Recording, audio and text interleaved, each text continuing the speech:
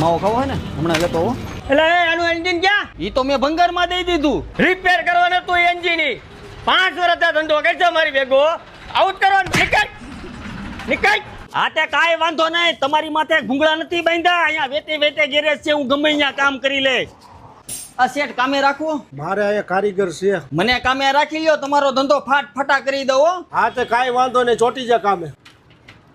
ભાઈ આ એન્જિન સાફ કરવું પડે એમ છે. હા તે કરી નાખો. આ જાતો લેતો હોય તો.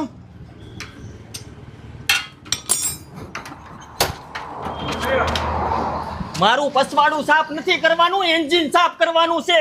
પેટ્રોલ લેતો હોય જા. હું શેઠ આવા કારીગરને રેખા છે. આ લેતા સાઈડમાં મેક દે.